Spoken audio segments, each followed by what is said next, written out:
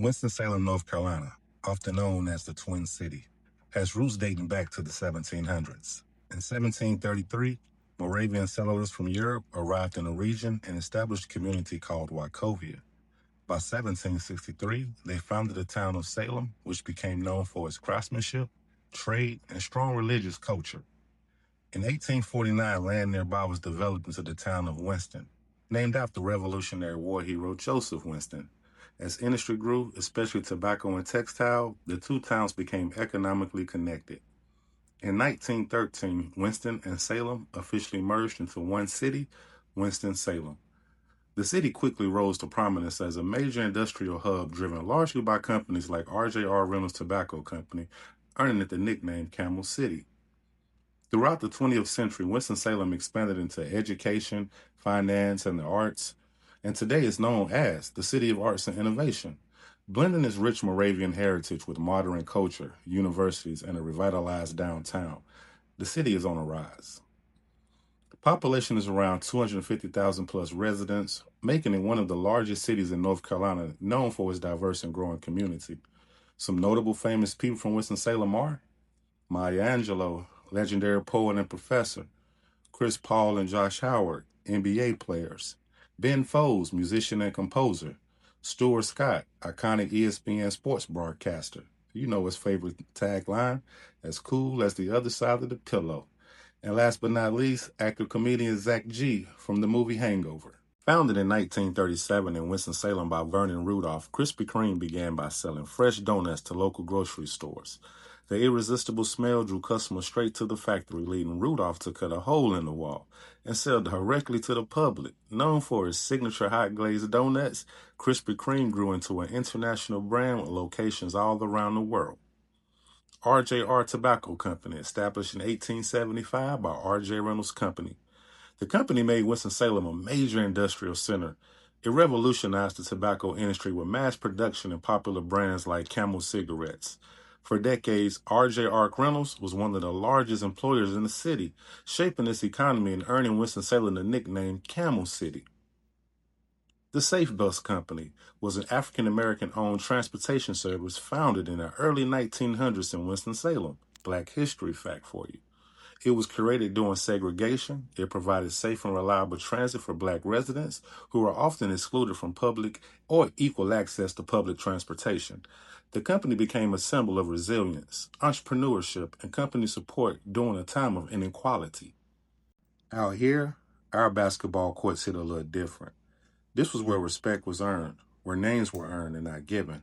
It was meaningful to us. We played against grown men, older guys who didn't take it easy on nobody.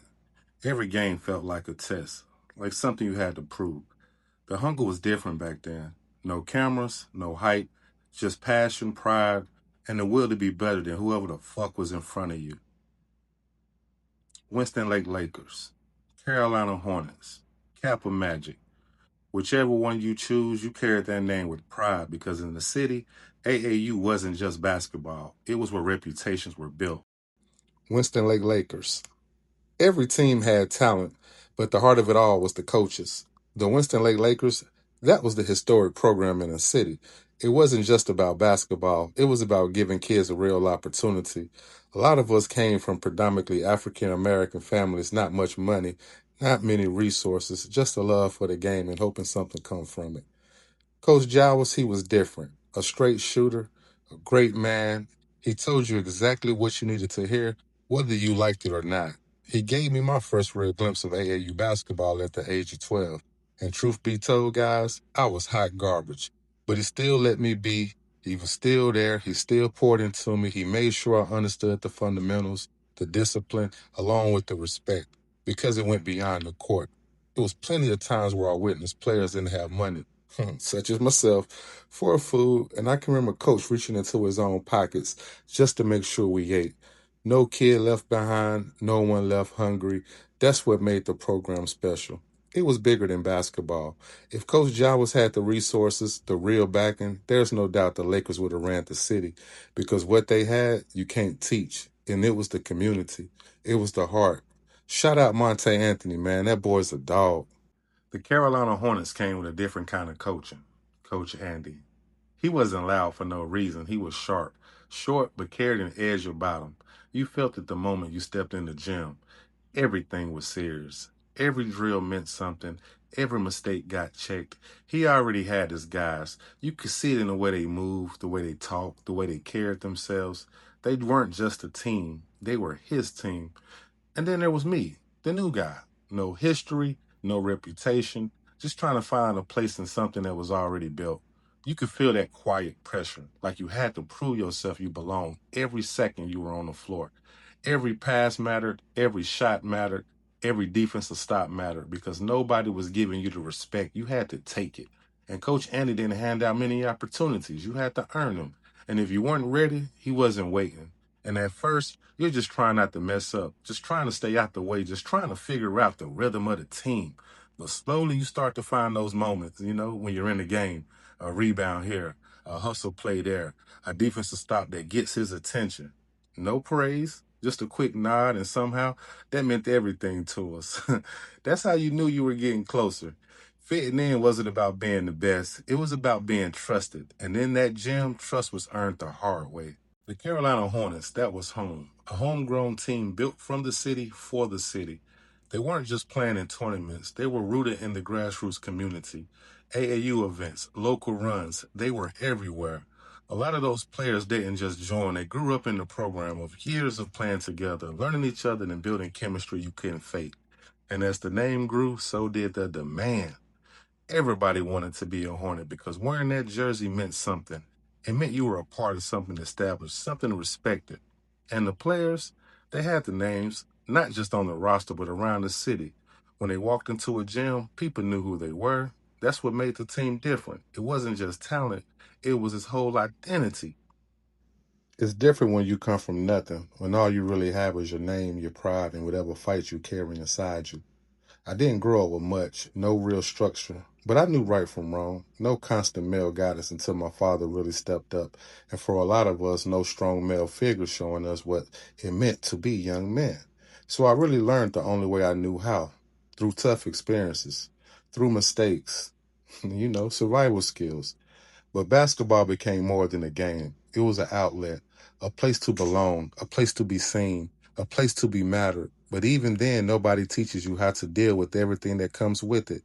Nobody teaches you how to handle disrespect, how to respond when someone tests you, how to deal with, the outsiders, the new kid, being a new kid, trying to find out, your place. So sometimes you react instead of thinking.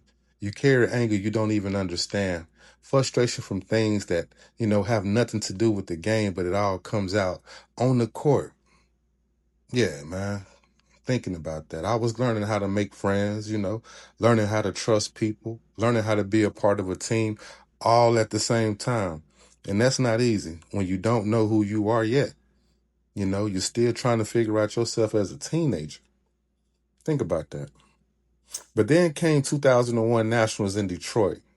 This is supposed to be the moment, the stage, the chance to show everything you've been working for. A different city, different energy, and teams from everywhere. Overall, just real competition. But pressure does something to you, especially when you're young, especially when you're still trying to figure things out. There was a moment in the situation that got out of hands, and I want to discuss that. Follow me. So we on the bench, words got exchanged, tension building. And instead of walking away, I reacted. One punch, that's all it took. And just like that, everything changed. And you may be asking yourself, what you mean one punch, everything changed? What happened? Like, what happened? So quick story. I'm playing with the Carolina Hornets. I'm on the team. We in Detroit. What's this, 2001? You got to keep in mind, man, the money is different back then, man. The money is different, shit, $20 back then is what, $200, really, how you got to stretch that 20 on them AAU weekend trips. Hey, your mama give you that 20, you got to stretch that 20 from that Friday back to that Sunday. So I had to make that 20 stretch. I won't never forget this story, man. Never. So like I say, it's a 2001 Nationals. I'm not going to sidetrack too much off from what I'm trying to give you guys with this whole, photo montage. But thank you guys for rocking out thus far. Please like, comment, subscribe to the channel. But yeah, back to story time with your boy Kendrick. Prior to even the game and being on the bench, you know, I was getting teased, getting harassed by one specific player. One. And I guess it was just let's just pick on Kendrick Day, right? You know, you on the cargo van, you know, you everybody vibing out the hot song, the hot people at that time. I know Nelly. I'll never forget, man. Me and my nigga Snacks, man, we passed the CDs. Nelly, my uncle did radio and promo, and I had this Nelly song. I'm trying to think, but I'm having a brain freeze right now. But it was one of Nelly new songs he was coming out with, and me and Snacks, shout out Snacks, my boy Corey Baker, that Trefo. And so yeah, I'm just vibing. I got my boys. I won't never forget Steve Gillespie. He listened to Jay-Z Rockefeller. He just dropped an album that year too. I think The Dynasty. So we going back and forth about, damn, you hear this? You know, we trying to understand rap. We 16 years old, 15, 16 years old. So yeah, on the van, we're going out to get lunch. You know, between I think before the game, we're going out to get lunch. I done lost my damn money. Yeah, the $20 damn my mama gave me. I don't drop the damn $20, y'all. I don't know where it's at. I don't know what's going on, but I don't lost the money. So, you know, people start teasing, how you go eat? What you go do? Blah, blah, blah. But like I said, it's one specific person doing the talking. And you was on that team, you know what I'm about to say. So while we're on the van, your boy CP just running his lips, running his lips, running his lips, running his lips. We get to the game. I'm not getting no burn. I'm not getting no tick really when in reality, I'm really busting these niggas ass on the court, man. Excuse my French, pause, all that stuff. I'm really killing, like I'm really a monster out there. I was so mad how they was playing a guy named, Shane Lowry above me. They went out and got Kurt Hines. Shout out Kurt Hines though. That's my guy, man. He came from the team out in Charlotte, the Charlotte Nets. And when I say 12 years old, when I told you guys I played AAU at 12, Curtis Hines was the -- ranked 12-year-old, I believe, in the nation at the time. The game was about 40 or 50. I won't never forget that shit, yo. But the shit was hilarious. He was 6'4", 12 years old.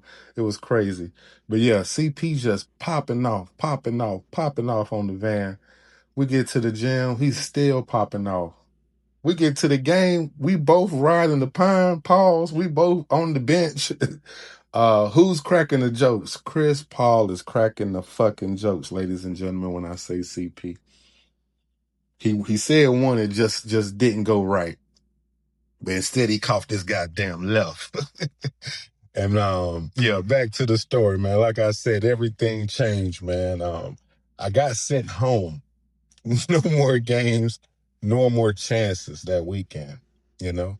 Just a long plane ride back home, sitting there with nothing but my thoughts. And that's when it hit me. It wasn't just about that moment. It was about everything leading up to it.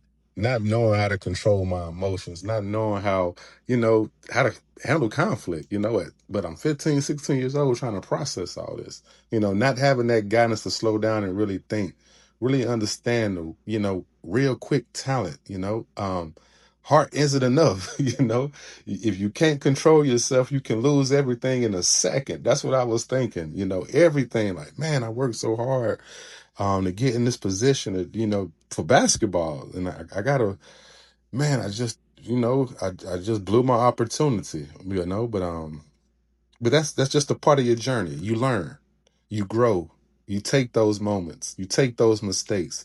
They can shape you, because being a young man, especially coming from where I come from, it was never taught to us. We just had to figure it out one lesson at a time. So sometimes the hard way, you're going to have to learn the hard way. Also, fun fact from this 2001 Nationals in Detroit, we lost the game before we were supposed to play the Kappa Magic. Yes, the 2001 Kappa Magic that went ahead and finished. I won't tell you guys where. Just keep watching. But yeah, we lost the game and we supposed to play them. But yeah, just a fun fact, because it was supposed to happen. being on the same bracket in the same tournament, two teams from the same city, same roots, the kind of matchup everybody was waiting on. Not just a game of a statement. Maybe, some bragging rights for the city. We all grew up playing against each other, seeing each other at every run, every other tournament. You know how that goes. And now it was finally lined up. Win one more game and it's on. But that's not how, tournaments work out. Nothing is promised. One game short, like I mentioned. And that's all it took. One loss, one off night, and it just never happened. We overlooked our opponents, anticipating that matchup against the Kappa Magic. No showdown, no city versus city moment, just what could have been. And to this day, that game still lives in conversation because sometimes the matchups you never get only builds the anticipation more. Kappa Magic. It started with a standard, not talent, not hype, but a standard.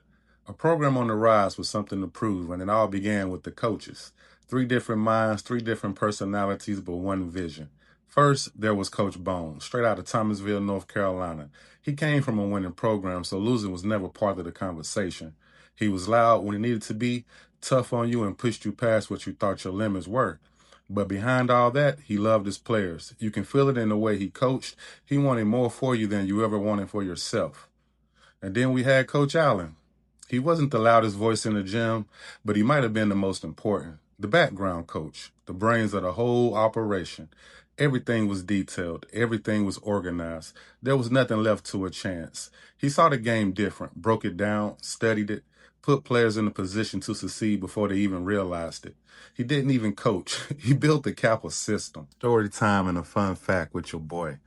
So, one day Coach Allen gave me a ride from school. And this is one of those moments that can change your life. I was about 13 years old at the time going to Cook Middle School. And one afternoon, I was walking from school home by myself, head down, book bag hanging low, trying to figure out what I was going to say when I got to the house.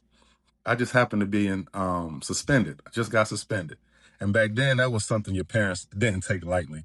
I wasn't worried about school at that moment. I was worried about my dad, worried about disappointing him, worried about the punishment waiting for me when I walked through that door. So I was slowly trying to delay everything that was inevitable at the time.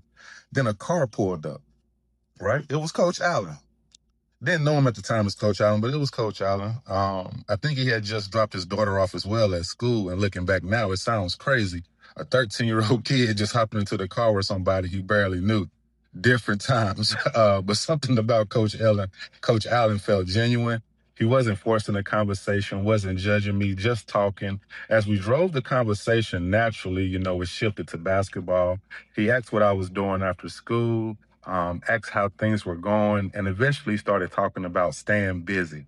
How young kids with too much free time usually end up in trouble, and how sports could, just keep things focused, give me the structure and overall purpose. I don't know why, but I opened up to him. I told him I got suspended, told him I was nervous to go home, told him I didn't know how my dad was going to react. And instead of laughing, instead of brushing it off, he really listened, like really listened. And when we finally pulled up to my house, Coach Allen didn't just drop me off and leave. He got out the car. He walked up to the door with me and he spoke to my dad.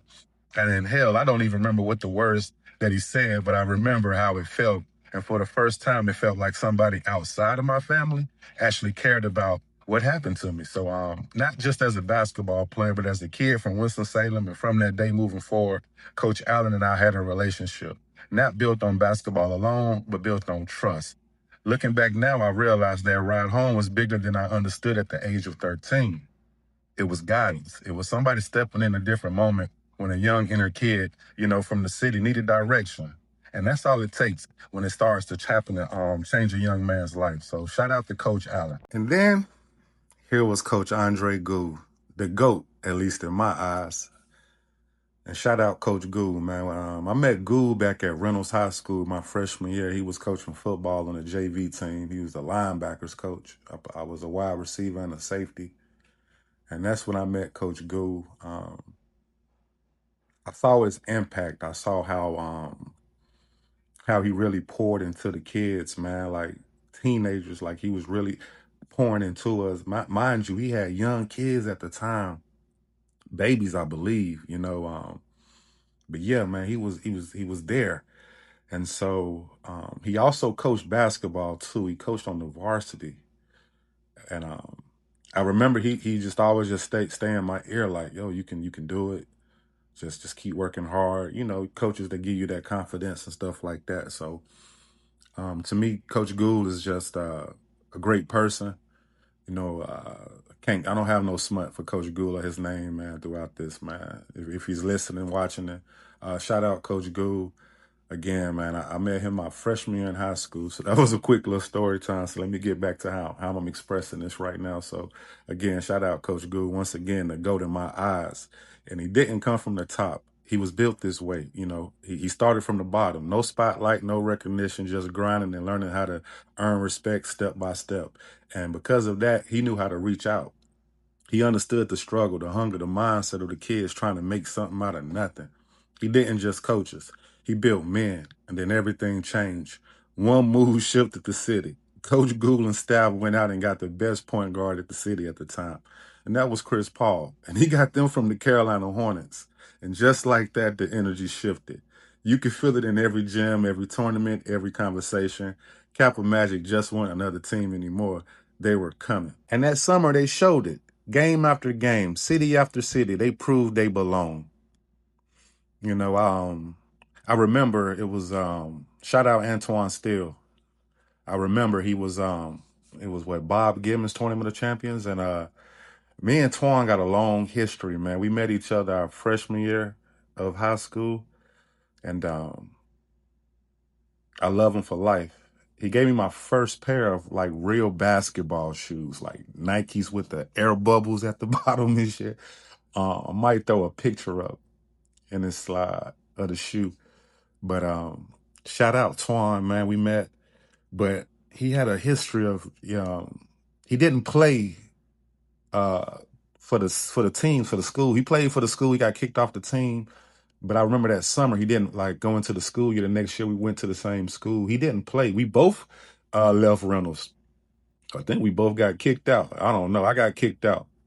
But we ended up having to transfer schools. And our next high school, we went to the same high school. But he didn't play on the team. But he played for Kappa Magic, AAU, that summer. And like I said, at the Tournament of Champions, Bob Gibbons, my boy went out there and got all tournament team amongst all these ranked players in the nation. And like that man, that impressed me as to like, man, that boy can go. Like he might got a chance. Like he just came out of nowhere, just a player that was on the rise. Like, and again, shout out Twan. And like I said, game after game, city after city, they prove they belong. Once again, man, no fear, no backing down, just a group of players and coaching chasing something bigger than themselves. And when it was all said and done, third in the nation, top 3 in the country. Most programs would celebrate that, but not this one, because falling short does something to you. It stays with you. The losses, the missed opportunities, the feeling of being right there but not finishing. That pain is sat with every player. In the quiet moments on the ride home, back to the hotels, the off season, the workouts when nobody was watching, but it didn't break them. It built something else. Hunger, a different level of focus, a determination that next time they weren't leaving without that trophy. Kappa Magic wasn't done. They were just getting started. Fun fact, like I said again, in this same tournament in 2001 where Kappa finished third, the Carolina Hornets finished 13 in the nation. The next summer felt different. You know, I can remember I was still disappointed in myself for the situation that happened. And I remember like, damn, who I'm going to play for? Who I'm going to try out for? It was a team. It was a team called State Property. And truth be told, me and my cousin made that team. And we gave it that name. It was a nigga in the hood. He was starting his own AAU team. So what you see today, that Rod Wave shit, all that, man, it was niggas 20 years ago doing that. And but it was just handled differently. But my boy used to the nigga that was coaching, he used to be at the late night and shit. He was already out there in the street. I ain't dropping no name, but me and my cousin, we went out and tried to recruit everybody. Like, yo, this team, man. We about to go out and go up against the best. Like, fuck it. We about to get our names on the map. I remember me and my cousin calling everybody on the phone. the Chris Olivers, the Rickies, my boy Jamel, Chris Noble, um, man, we were calling Jerry Brown. We were calling everybody. Shout out everybody. We were calling them all, man. Rod Davis. We were calling everybody, me and my cousin, man. No cell phones at this time, keep in mind. All house phone action.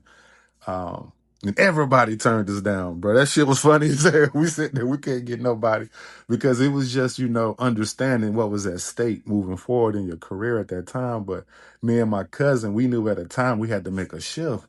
So, but like I said, we couldn't get nobody to join us, so fuck it. I looked at Cuz and told him, man, I got to do what's best for my career, man. I got to go jug. I'm going to this tryout. I'm going over here to see what Kappa Magic about, man. I know I can hoop over there with them niggas, man. They ain't fucking with me. Like most of them, I already knew. I grew up with everybody. I knew these guys. I'm sitting here like, man, I just played against all of them in high school, man. And to me, I locked them all down. Fuck it. So anyway, we go to the tryout. Well, I went to the tryout. My cousin ended up staying with that team, man, and we ended up playing them too. Not to get ahead of the story, we played this team, and we think we beat their ass by like 50 or 60. But we shout out, cuz good times. But like I said, man, I went to that tryout. No smiles, no joking, no filling things out. It was all business, and you can feel it the moment. You stepped into the gym, tennis shoes squeaking louder. The voices were sharper. The energy was heavier because, tryouts wasn't just tryouts. These were battles. Every drill, every scrimmage felt like survival, like a pack of wolves all circling the same thing, fighting over the last meal, which is that basketball. Because everybody understood what was at stake, where we came from. There weren't many ways out. Basketball just wasn't a game. It was a chance to make it out, a chance to be something different, a chance at a college scholarship, a chance to make it out, like I keep saying. And the truth be told, those chances are slim. Only a small percentage of kids make it out the hood. Only a small percentage of kids go to play college basketball, even fewer from the inner city, even fewer with real opportunities. So I knew then every possession mattered and every impression mattered because this just wasn't about making a team. This was about changing my life. And while we were out there fighting for spots, the coaches had an even bigger challenge, especially Coach Gould, Coach Bones. He had his hands full, because it wasn't the talent that was the problem. Maybe the egos wouldn't click or the personalities not meshing. Different backgrounds, different struggles, different mindsets. You had killers on the court, but now you had to make them one. And that's not easy. Coach Gould wasn't just picking the best players. He was building something, trying to align personalities, that confidence, that humility, have everybody turn into just one, a unit. Some kids were used to being a star. Some were just trying to make the team. Some carried the anger, some carried the doubt, and it all had to fit within the team needs. And so I shout out Coach Gould, shout out Coach Bone, man. That was them tryouts. That tryout was intense. Like I remember them tapping motherfuckers on the shoulder, like you can go. And that was in the first 5 minutes. If you wasn't even doing the drill right, you couldn't even do the layup right type shit. Like you had to be up there dunking. You had to be, doing your thing. And I remember that vividly. Like you can go. I was like, damn, only been here 7 minutes. Shit was wild, beyond. But like I said, they had to fit everything within that unit, and it all had to fit within the team needs because this just wasn't any team. This was the becoming, the chosen ones. But being chosen didn't mean it was given to you. It meant you survived the process. It meant you earned your spot through sweat, through sacrifice, through struggle. So, again, shout out that team, man. That tryouts was intense. So with Chris Gaynor from Mount Tabor High School, he was a returning player from the team before. They picked him back up. Shout out Chris Gaynor, man. That's my guy, man. Solid individual, man. Real great dude, man. Even in high school, even growing up as a teenager, man, he was solid. Real good guy. Next up, we got Eddie Green from Reynolds High School. Shout out Eddie, man. He broke my fucking nose. We were at Chapel Hill practice. We had that practice in Chapel Hill, man. I'll never forget. Carolina was recruiting Ray. And they let us come down and practice on their court, like the main gym. We were inside, like Dean Smith said, boom, boom, Dean Smith. We got the opportunity to go check that out. So it was very dope. I never forget I broke my nose and trying to get a board, Eddie 6'9", 6'10" ass, I don't flew in there. I'm just watching it, watching these motherfuckers go up and shit. I don't got caught watching, come down. Eddie just elbow just right on top of my nose, man. But it's all love. Eddie to me was solid, I think they was a battle between me and Eddie who was gonna get the last spot on the team. But they ended up keeping both of us, and it was cool. I was cool with that. But I remember playing against Reynolds that year, and we beat them, I believe. So it was still carrying over that whole blood, that bad blood I did have for Reynolds. Keep in mind, I went to Reynolds my freshman year. And then I went to another school, but I still had that anger towards them, etc. Like blah, blah, blah. But shout out Eddie. It's all love, man. It's all love. He went to Reynolds. Also, we had Keith out of Reynolds. Big Smooth of the city, man. Shout out. Hope you're doing well, man. Prayers to the Most High. And then we had my boy Ricky, man. Me and Ricky met our freshman year of high school. He was out there on that Reynolds crew, but he ended up transferring over to Reynolds, East. He transferred over to East. Me and Ricky history is that's my guy, that's my brother. I love Ricky. Got a lot of history, man. We both really I saw his struggle. I saw his grind. So stay tuned for his part. But shout out Ricky out of East Forsyth High School, man. He came out of nowhere.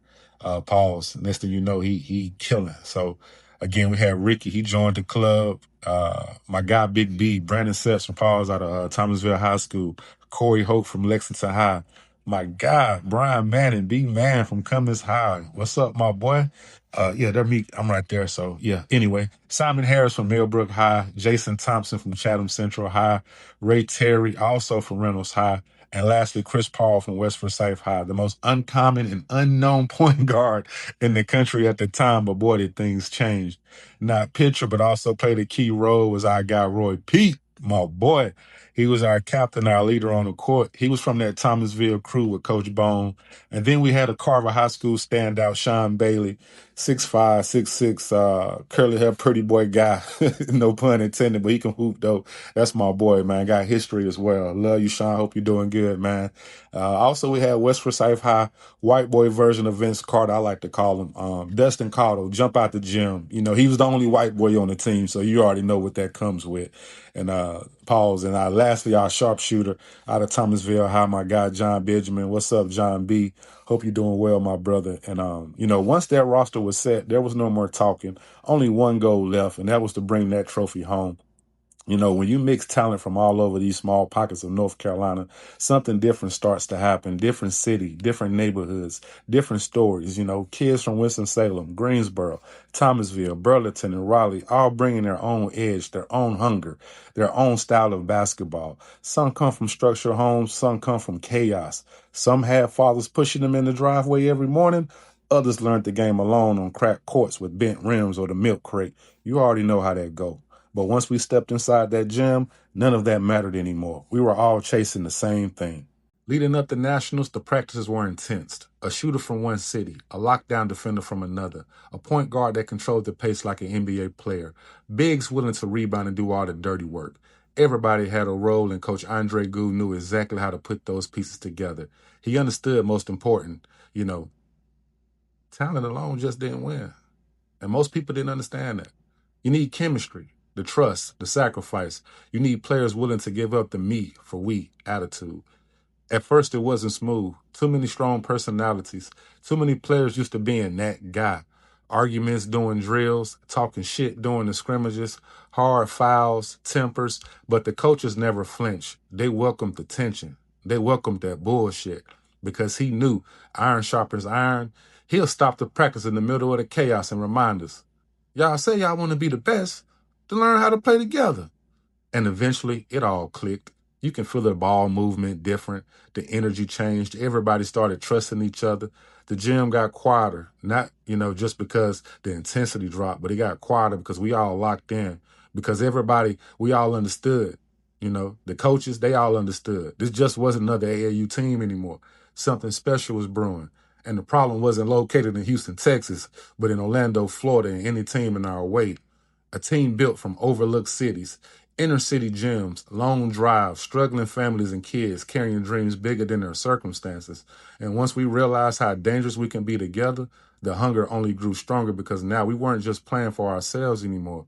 We were playing for every coach that believed in us, every parent struggling to keep gas in their car to get us to tournaments, every kid back home watching from the bleachers. We carried the city of Winston-Salem with us. And this year around, with our three-headed monsters in CP, Ray Terry, and Big Brandon, we were coming for everything. When we arrived at Nationals, you can already feel it. The gyms were louder, the lights felt brighter, every possession mattered more. But what stood out the most was the aura around our team. Kappa Magic walked into those gyms with the focus.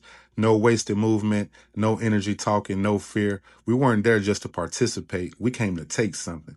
We wanted all the smoke, baby. And word had already spread. Coaches from around the country and other teams, locals, all just sitting in the bleachers. Everybody kept hearing about this team from North Carolina. Who are these kids? They play hard. Man, that point guard different. That team is loaded. You can hear the chatter echoing throughout every gym we stepped in. The field was set, and we were ready. First game, Florida Elite.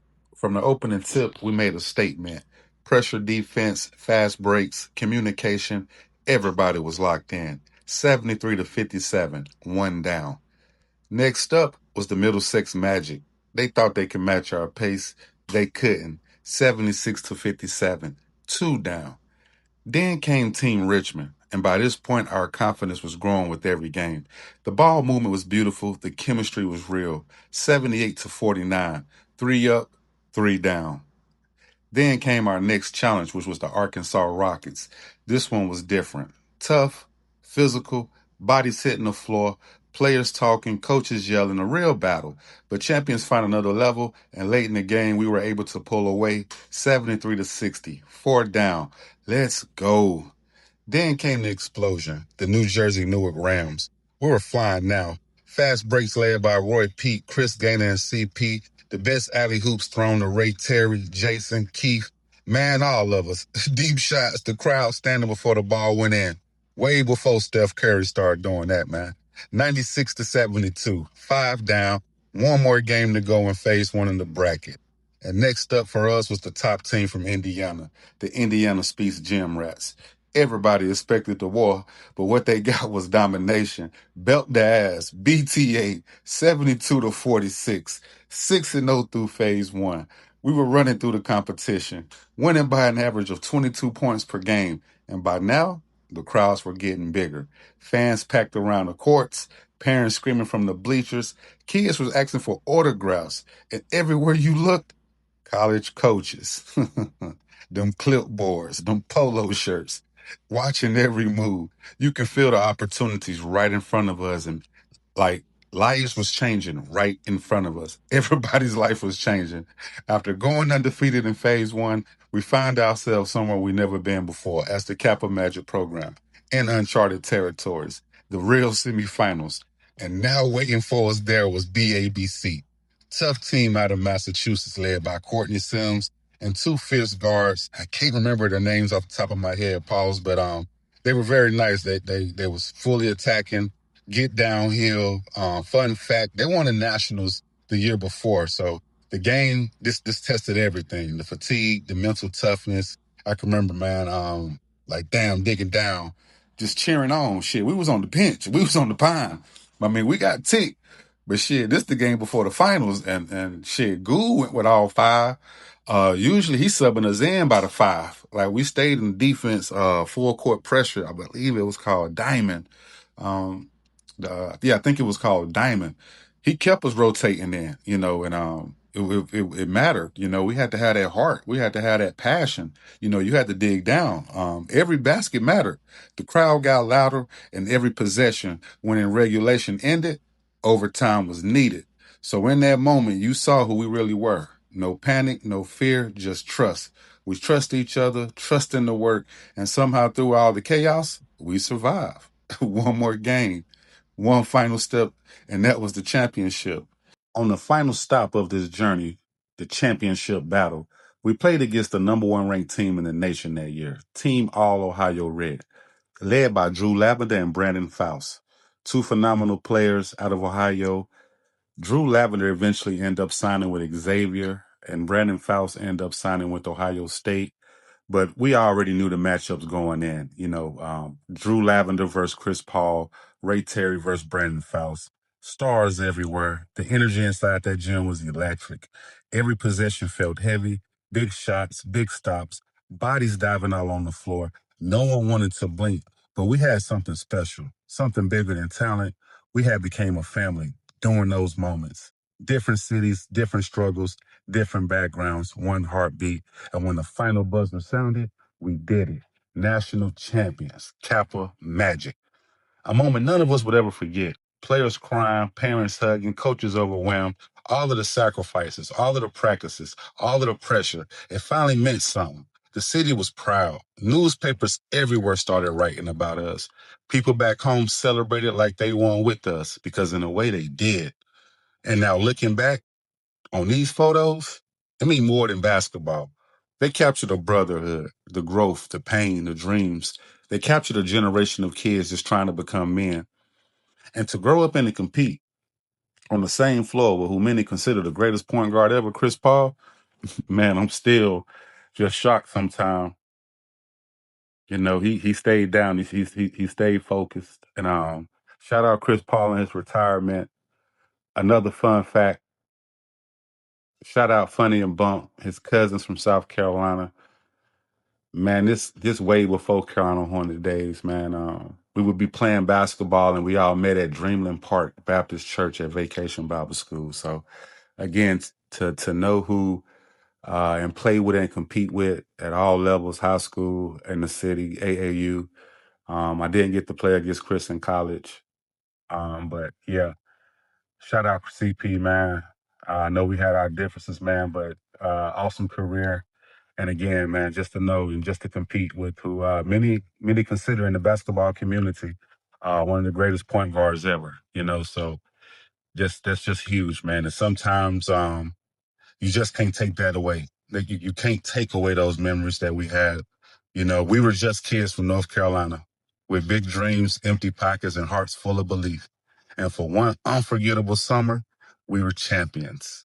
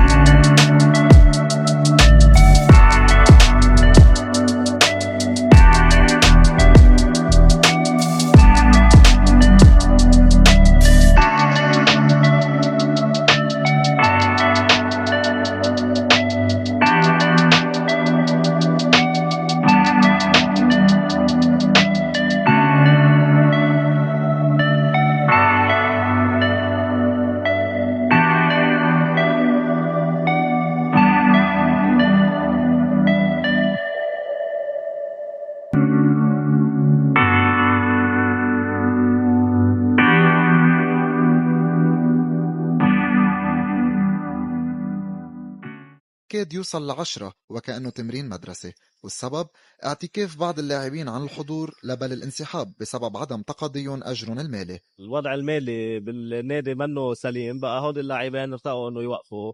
الهمدر بداعي الاعتزال، والتوبة بداعي انه بده يسافر يرجع على السويد، بعتقد هيك قالوا. الفريق كله ما عم يقبض، قابضين يمكن شوي بس انه مكسور عليهم كتير. يعني هلا انسابه حظنا حلو انه في صاحبه لريح، هو كندريك هونيكي جاي لعنده سياحة، عم يتمرن معنا صار.